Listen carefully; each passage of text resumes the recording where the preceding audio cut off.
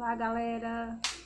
Eu sou a professora Jussi e hoje eu convido vocês para a gente estudar junto um tema da nossa história muito importante. O nosso tema de hoje são as leis abolicionistas no Brasil, ou seja, como foi o processo de abolição da escravatura aqui no Brasil. Quero lembrar para vocês que o Brasil, em primeiro lugar, foi a nação que mais escravizou e também a última nação a abolir os seus escravos. Lembrando também da aula passada que nós falamos sobre a lei Eusébio de Queiroz. Essa lei, ela proibiu de fato o tráfico da África para cá, 850.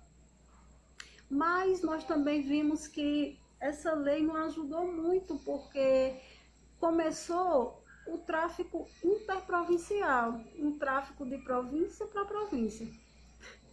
Entendeu como é que é? Principalmente aqui no Nordeste, que estava acontecendo o declínio do açúcar e tinha mão de obra, tinha escravizados. E aí começamos a vender escravo de província para província. Então, ou seja, a lei Eusébio de Queiroz não ajudou muito. Mas nós tivemos o movimento abolicionista, não só o movimento abolicionista, mas também as inúmeras revoltas dos escravizados, porque eles nunca se renderam, né? Mas esse movimento abolicionista, que é um movimento de cima para baixo, de pessoas importantes da sociedade, que já não são mais a favor da escravidão, que já estão começando a achar essa escravidão um atraso, né? O Brasil já estava também isolado internacionalmente, por quê? Porque as nações, principalmente a Inglaterra, já industrializada, o norte dos Estados Unidos também já tinha abolido sua escravidão, já estava no seu processo de industrialização. E essas nações, elas precisam de um mercado consumidor. Elas precisam expandir suas mercadorias. Para vender para quem? Raciocinemos. Se você tem uma empresa, você precisa de mão de obra, de matéria-prima e também do mercado consumidor. Ao passo que o trabalhador ele é a mão de obra, ele também é o consumidor. Então, para o sistema capitalista não faz sentido algum. Não é nem só uma questão humanitária, é uma questão de lógica. Compreendeu? Então, o Brasil, pressionado pelos abolicionistas, pelas revoltas dos escravizados, isolado no quadro internacional, o que é que o Dom Pedro II vai fazer? Abolir, professora? Não. Ele vai criar mais uma lei. De 850, que ele criou a lei que proibiu o tráfico. Em 1871, ele vai criar mais uma lei, a lei do ventre livre. Lei do ventre livre, prestem atenção. Essa lei significava o quê? Vem de ventre mesmo. 28 de setembro de 1871, todos os nascidos naquela época das mães, das escravas, estariam livres. Que coisa mais linda, professora. Só que não, porque até 8 anos, essa criança ficava sob a tutela do seu dono, ou trabalhava até 21 anos para garantir sua liberdade. Lembremos que se esse dono não fosse indenizado, porque ele era uma propriedade, ele não teria a sua liberdade. Essa lei dava direito, uma brecha para que ele comprasse sua alforria, né, que é a sua carta de liberdade. Mas essas crianças iam para onde? Se sua mãe é escravizada, às vezes ele nem sabe cadê sua mãe. Eles eram famílias separadas. Não tem casa, não tem onde morar, ele vai para onde? Que lei é essa? Que injustiça é essa? Né? Então, pressionados mais ainda pelos movimentos e pelas lutas, em 1885, Dom Pedro I vai abolir a escravidão? Ainda não, ele vai criar outra lei, a lei do sexagenário, que vem de 60.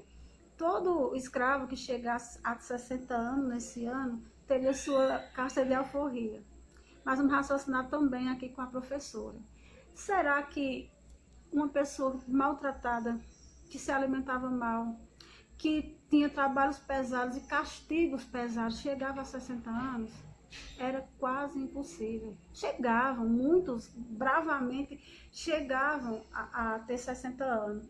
mas era muito raro. E muitos também nem tinham seu registro de nascimento. Eles, às vezes, nem tinham como provar que já tinha 60 anos. Que lei é essa? Sem contar que, a partir do momento que ele tem 60 anos, ele já não serve mais para nada. Ele não está mais no trabalho pesado, ele vai adoecer. É uma forma também do seu dono se livrar dele. Quero refletir aqui com você que nem toda lei ela é justa. Porque só existiu escravidão porque existiu a lei, existiu o direito. Ela foi legalizada. Quando um Estado é racista, a lei é racista. Quando o Estado é machista, as leis são machistas. Então, a lei não é nada mais do que a cultura de uma nação. Então, vamos adiante. De muita pressão dos abolicionistas e das revoltas dos escravizados, começou a sociedade a ter esse movimento de não mais aceitação. Muitos por questões de humanidade e muitos por questões de lógica, que eu já falei. De achar um atraso, que o Brasil já devia se industrializar, que devia ter empresa, indústria. Então, esse movimento cresceu. Os abolicionistas começaram a fazer campanhas pesadas, fortes, como angariar dinheiro para comprar alforria. Maquinistas levavam os escravizados até a cidade para ajudar eles a fugir. Então, o negócio estava sério, pressões internacionais. Então, Dom Pedro II vai fazer o quê? Ele já velho, já com diabetes, tem a princesa Isabel. Então, em 1888, ela vai assinar a famosa Lei Áurea, que é a lei que vai abolir a escravidão, 13 de maio de 1888. Que bom, professora, até que enfim, não é verdade? Infelizmente não, porque como ficou a vida dos ex-escravizados? Eles foram jogados à própria sorte, saíram com a roupa do corpo, sem direito à terra, sem direito a trabalho, sem educação, e muitos preferiram ficar nas fazendas em troca da comida, em troca de uma migalha de dinheiro. A princesa Isabel não indenizou a elite agrária, já que era propriedade. Então, o que eles vão fazer? Eles vão retirar o apoio dela e também a monarquia vai cair junto com a escravidão. Teve escravo que lutou a favor da monarquia, achando assim que a princesa Isabel era realmente uma redentora, mas ela não tinha mais o que fazer. Foi uma pressão do parlamento, dos abolicionistas, foi uma pressão internacional. Então ela assina essa lei e, tristemente, a nossa história começa aí, né? Você vê a pobreza, eles vão se juntar em morros, não tem onde morar, não tem escola, não tem educação. Então, muitas ex-escravas vão se prostituir, elas já eram mesmo abusadas. E aí nós vamos ver que é um povo que vem resistindo bravamente há anos, né? E a nossa luta é de muito tempo, mas a gente resiste muito. Se nós não resistíssemos na cultura, nós não resistíssemos em luta, eu nem sequer estaria aqui dando aula para vocês hoje. Né? Então eu tenho muito orgulho da minha ancestralidade, dos que me antecederam, porque eu não descendo de escravo, eu descendo daqueles que foram escravizados covardemente, mas que nós lutamos e resistimos e estamos aí. Então, meus amores, era isso. Fiquem com Deus.